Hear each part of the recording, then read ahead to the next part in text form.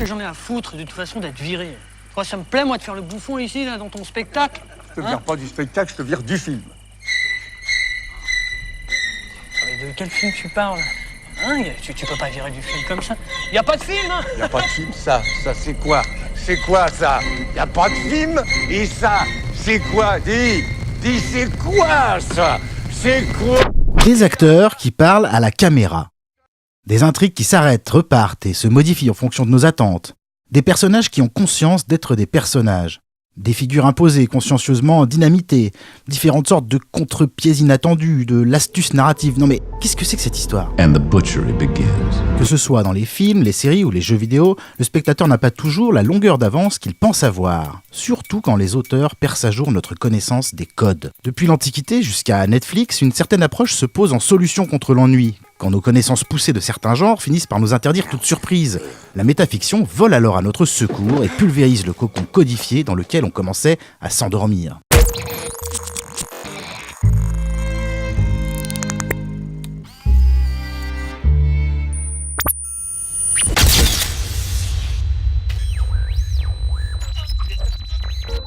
Une jeune fille, en vacances avec des amis, dans un chalet isolé, au milieu de la forêt, se sépare du groupe pour aller chercher du bois, la nuit, toute seule.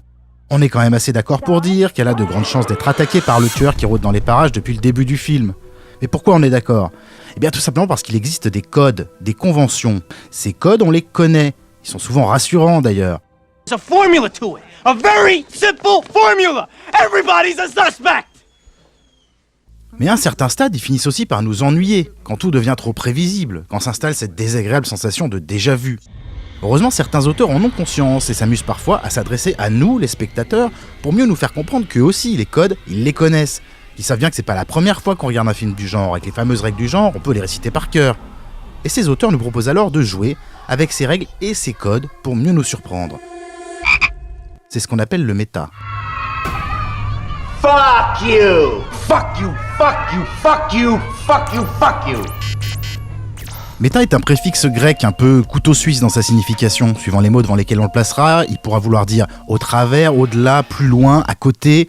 Mais le point commun entre ces différents sens admis, c'est l'idée de se positionner tout contre son sujet tout en restant au dehors. Avec comme fil rouge cette idée de l'autoréférence, réfléchir en dehors des règles admises tout en les prenant comme base de réflexion. Le méta qui nous intéresse aujourd'hui est un méta artistique, qui puise ses origines dans les fictions et les œuvres d'art. Si on devait remonter le plus loin possible, l'origine de la métafiction se situerait peut-être du côté de la caverne de Platon, quand il imaginait qu'un groupe de personnages prisonniers au fond d'une grotte étaient contraints par leur chaîne à ne pouvoir regarder que le mur en face d'eux, éclairé par un feu situé dans leur dos. Les ombres que projetait alors le feu sur le mur étaient pour ces gens la seule et unique représentation du monde. Si l'un d'eux venait à être libéré et qu'il découvrait alors que son monde n'était que le reflet d'un autre niveau de réalité, est-ce qu'il le supporterait vraiment ? S'il venait à le raconter à ses amis prisonniers, eux, seraient-ils prêts à le croire? Pourraient-ils seulement comprendre le concept en question? De là à y voir le Matrix de la Grèce antique, il n'y a qu'un pas, pour ne pas dire qu'on y est même carrément. I knew you couldn't be so hopelessly geek-ridden for so long without suffering some really tragic consequences. But it's just not fair. Il est toujours possible de trouver des exemples plus tard dans l'histoire. La littérature, par exemple, a rapidement commencé à jouer sur ses propres codes, notamment sur les différents niveaux de narration, faisant se télescoper personnages et narrateurs, comme au XIIIe siècle, dans Les Mille et Une Nuits. Où Scheherazade va devoir maintenir l'intérêt de son mari, le vilain sultan, pour repousser la date de son exécution. Et ce, en lui racontant des histoires chaque nuit qui le tiendront en haleine jusqu'à la nuit suivante, l'obligeant à la garder en vie s'il veut connaître la suite. À la fois narratrice et personnage de... ou plutôt des histoires en question, Scheherazade s'emploiera à mener le sultan en bateau en étirant la trame de son récit en fonction de ses propres besoins. En bonne showrunneuse de la Perse médiévale, elle envoyait déjà du cliffhanger de fin d'épisode dans tous les sens comme si sa vie en dépendait. Certainement parce que sa vie en dépendait littéralement. Je raconte des histoires, je ne fais rien d'autre. Il n'y a pas que la littérature qui s'amuse dans ce sens. La peinture aussi verra certains artistes jouer sur la frontière entre auteur et spectateur, entre œuvre et créateur. Comme Diego Velázquez qui aimait à se mettre en scène lui-même dans ses propres tableaux. Ou Van Eyck et le miroir des fameux époux Arnolfini. Ou plus récemment Escher et sa volonté d'aller à la rencontre de notre regard pour mieux l'interroger. Mais faisons un petit coup d'avance rapide pour nous retrouver à l'époque qui nous intéresse aujourd'hui, celle des écrans. Live and unedited 24 hours a day, 7 days a week, to an audience around the globe. Dans le courant des années 60, la nouvelle vague commencera à briser certains codes de narration, mais le métamoderne est encore loin. Les personnages commencent néanmoins à s'adresser aux spectateurs. Allez vous faire foutre. Le personnage du héros écrivain est très populaire dans le cinéma des années 60, 70, 80. Sa plume va, selon les films, altérer l'environnement immédiat ou le plonger dans des situations qu'il a lui-même créées ou le propulser victime de ses lecteurs qui le forceront à réécrire son récit. They just cheated us! This isn't fair! He didn't get out of the cock-a-doodie car! La frontière entre personnage et narrateur se brouille régulièrement.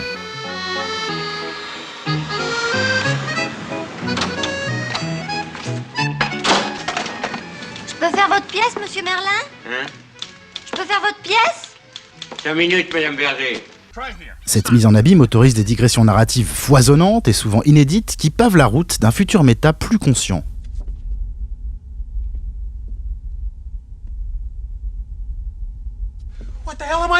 Jusqu'à la fin des années 80, les strates de réalité, les niveaux de narration sont joyeusement mélangés dans de nombreux films. Rob Reiner nous propose par exemple dans Princess Bride un récit faussement balisé, régulièrement arrêté, commenté, critiqué, puis repris à la lumière de ce qui vient d'être dit. Oh no. No, please. What is it? What's the matter? They're kissing again. Do we have to hear the kissing part? Someday you may not mind so much. Robert Zemeckis se sert, lui, dans Roger Rabbit, de la juxtaposition de deux univers aux codes très différents pour faire naître son décalage si particulier. Hold still, will ya? Does this help? Yeah, thanks. Do you mean to tell me that you could have taken your hand out of that cuff at any time? No, not at any time. Only when it was funny. Les structures narratives sont bousculées. Les héros commencent à déborder du plateau de tournage comme s'ils tambourinaient derrière la vitre de notre écran, trop à l'étroit dans leur propre fiction.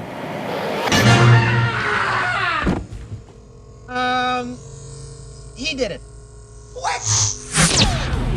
Mais imbriquer un récit dans un autre, jouer sur les rôles de narrateur et personnage, ou faire tomber le quatrième mur, suffit-il pour pouvoir parler de vraie métafiction? C'est sûr que tous ces éléments réunis font qu'on s'en rapproche quand même beaucoup plus.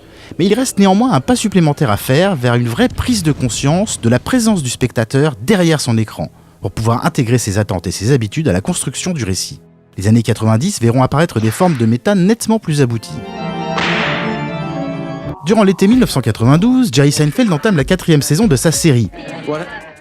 Dans cette sitcom, il incarne son propre personnage de comique new-yorkais, entouré d'une petite bande inspirée de ses amis dans la vraie vie.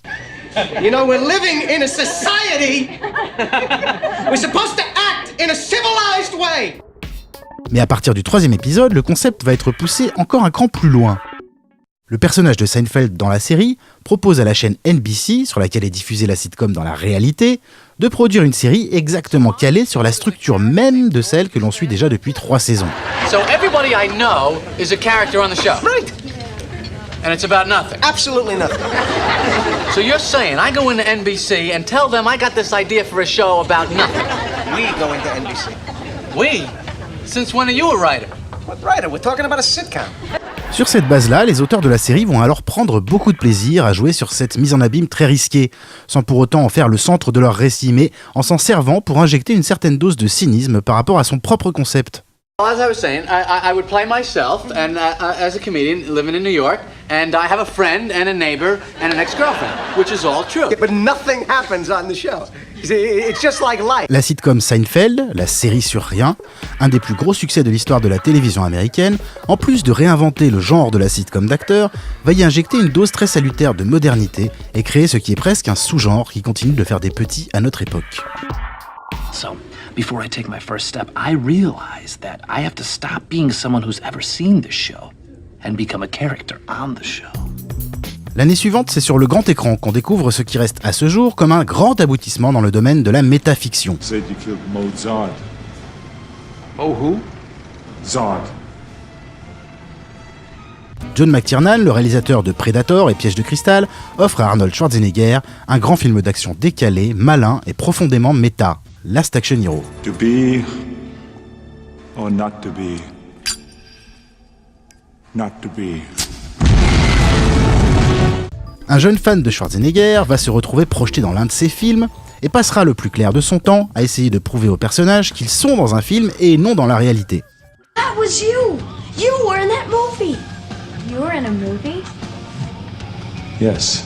Avec humour et intelligence, les niveaux de réalité, les différentes trames de narration vont s'entrechoquer et s'interpénétrer pour mieux faire naître la réflexion sur le genre.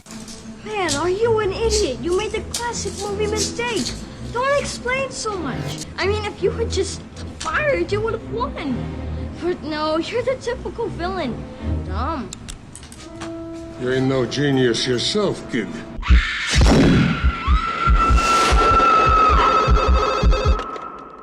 Hello? En 96, c'est un autre genre qui passe à la moulinette du méta, le slasher, sous-genre du film d'horreur où des jeunes se font massacrer méthodiquement par un tueur généralement masqué, habillé du même costume et équipé de la même arme blanche. Né dans les années 70, le public finit par se lasser du genre après une surexploitation par les studios qui essorera complètement le genre vers la fin des années 80. Fin 96, sort donc Scream, qui va tenter par le biais du méta de redonner vie au genre. Le film est scénarisé par un jeune auteur alors inconnu, Kevin Williamson, amateur de thrillers adolescents décalés, et porté à l'écran par Wes Craven, père entre autres de la saga des Freddy. Parmi les nombreuses suites souvent très marrantes mais pas toujours très intelligentes que compte la franchise Freddy, on peut d'ailleurs s'arrêter une seconde sur la 7ème, A New Nightmare, où Craven prouve déjà son attirance pour le méta, en positionnant les acteurs et producteurs des films, ainsi que lui-même, en victime potentielle de Freddy, qui s'échappe ici de sa fiction pour rejoindre la réalité, notre réalité. And for 10 years he's been held captive pretty much as Freddy in the Nightmare on Elm Street series, but now that the films have ended, the genie's out of the bottle. Craven propose ainsi des questionnements très intéressants sur le rapport de la figure d'horreur avec ses créateurs. On a ici un bon exemple de la façon dont le méta s'avère être une bonne bouée de sauvetage quand un genre ou une franchise comme celle-ci se retrouve au bout du rouleau. Le caractère purement méta de ce Freddy 7, s'il est indéniablement malin, ne parvient pas pour autant à en faire un bon film. Sans être un grand film non plus, Scream va néanmoins redonner un petit coup de fouet au genre du slasher qui en avait bien besoin. Il met en scène les adolescents à qui on donne clairement et surtout régulièrement les règles du genre même dans lequel ils évoluent. Never, ever, ever, under any circumstances, say, I'll be right back. Because you won't be back. I'm getting another beer. You want one? Yeah, sure. I'll be right back! Leur réaction et la manière dont ils vont constamment ignorer la menace vont donner au film son aspect comico-burlesque qui lui vaudra son succès inattendu. Le film se maintient ainsi sur le fil du rasoir tout du long, en dosant savamment son injection de méta et d'autoparodie, et offrant un spectacle rafraîchissant qui ranime la flamme du public pour un genre alors quasiment déjà enterré.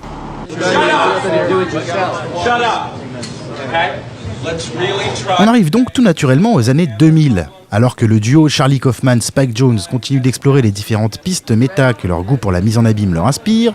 De l'autre côté de l'Atlantique, en France, on trouve aussi quelques tentatives notables. Il y a une caméra là.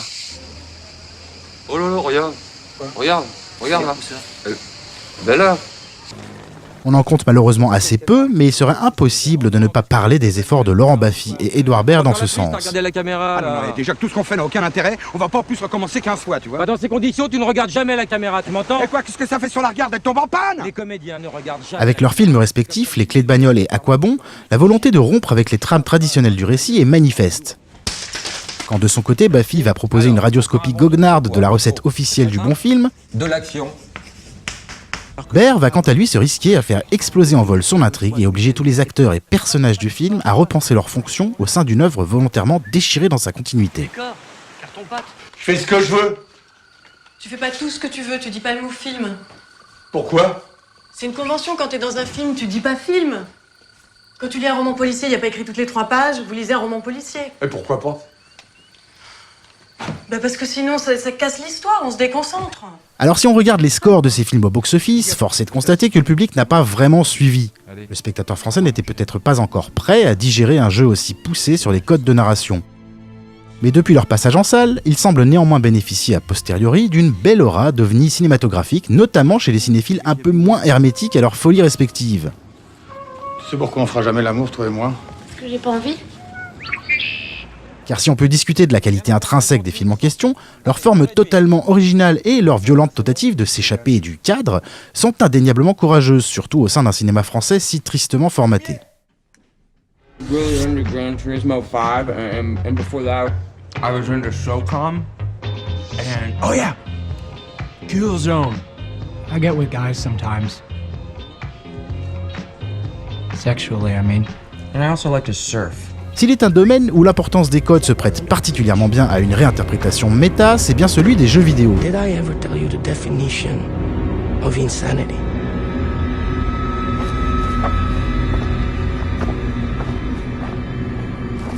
Oh, Jesus.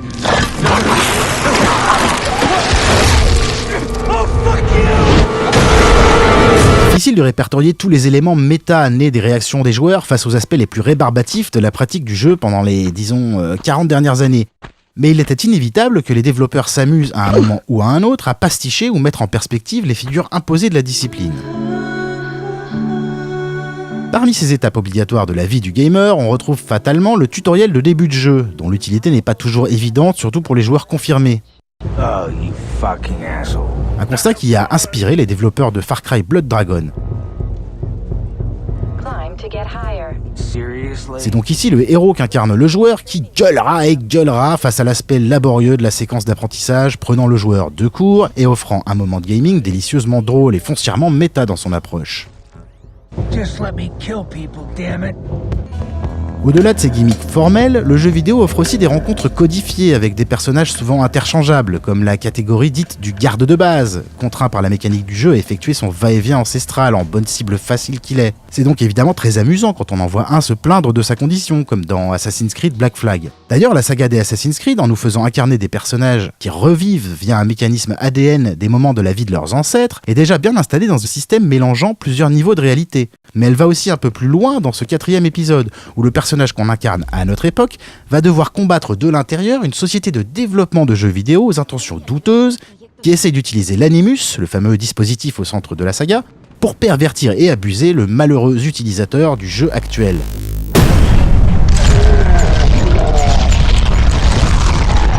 Sorry, kid, but that just wasn't the way it happened. I was late to the party and Coffeeville was already up in arms. Depuis le narrateur menteur qui va reprendre son discours et par là même modifier en cours de route les difficultés auxquelles le joueur va être confronté, jusqu'aux nombreux jeux, notamment les RPG, les jeux de rôle, où le joueur va tisser lui-même la narration de son histoire en fonction de ses choix et de ses déplacements, et ce sur des dizaines et des dizaines d'heures de progression, le monde du gaming regorge d'expérimentations narratives passionnantes. Entre ce que le joueur sait mais pas son personnage, ce que le personnage autorise ou interdit au joueur, on est certainement dans le domaine artistique où la narration est le plus souvent remise en perspective. Are you safe? I'm outside in my treehouse. They can't get in. That's smart. Et puis difficile de parler de méta dans les jeux vidéo sans évoquer Hideo Kojima et ses Metal Gear Solid, où les joueurs de 1998 ont pu croiser un personnage du nom de... qui, non content de faire vibrer la manette et faire semblant d'éteindre la télé, va aussi lire dans les pensées du joueur via sa carte mémoire insérée dans sa console. Il faudra d'ailleurs brancher sa manette sur la 2e prise pour espérer le battre. Kojima reste à ce jour l'auteur de jeux vidéo, auteur au sens le plus noble du terme, qui aura le plus essayé de briser la frontière entre les joueurs et ce qui se passe derrière leur écran. Il continue d'ailleurs aujourd'hui à entretenir ce rapport particulier avec les utilisateurs de ces jeux. Sur les dernières années, on découvre régulièrement de nouvelles percées méta dans les fictions. Au cinéma, la comédie et l'horreur, ou d'ailleurs la comédie horrifique, semblent toujours être les genres qui se prêtent le mieux à l'exercice. What the hell are you doing, Tubby? Checking to see if I'm disappearing. What? Back to the future, man. Les séries paraissent de plus en plus perméables à l'intrusion d'éléments extérieurs qui leur permettent de mieux questionner la cohérence de leurs propres intrigues. Then why wouldn't he remember getting shot by that same guy when he was a kid?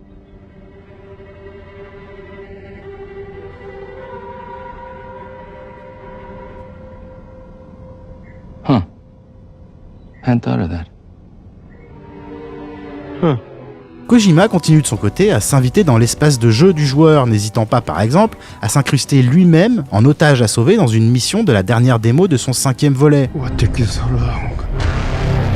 De manière générale, le méta, en devenant de plus en plus présent, donne aussi à réfléchir sur sa raison d'être. Parce que finalement, le méta, qu'est-ce que c'est? Et puis surtout, à quoi ça sert?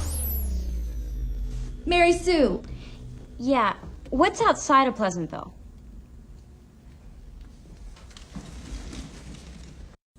I don't understand.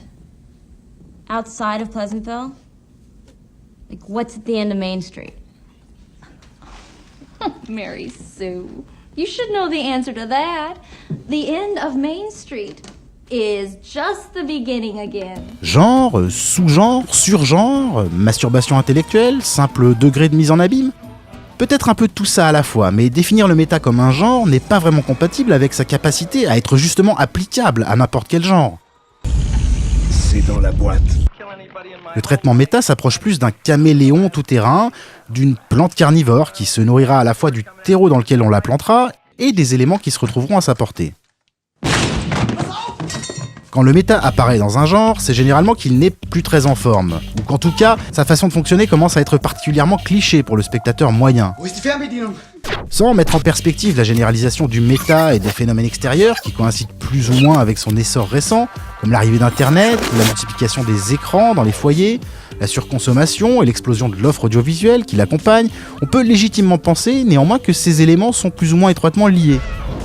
Le public ayant une connaissance beaucoup plus palpable de ce qu'il regarde sur son écran, il va fatalement exprimer l'envie de s'y impliquer de plus en plus, et prendre comme une reconnaissance le fait que ses attentes et ses craintes soient prises en compte par les fictions qu'il consomme. Approche plus ou moins postmoderne de l'art du récit, selon les utilisations qu'on en fait, c'est finalement surtout une manière d'envoyer valser les conventions pour redécouvrir le genre autrement.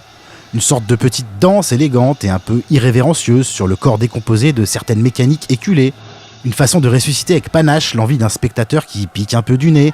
Un moyen de raviver la flamme qui a peut-être un peu faibli entre nos regards gourmands mais fatigués et des genres qui peinent parfois et de plus en plus souvent à se renouveler d'eux-mêmes.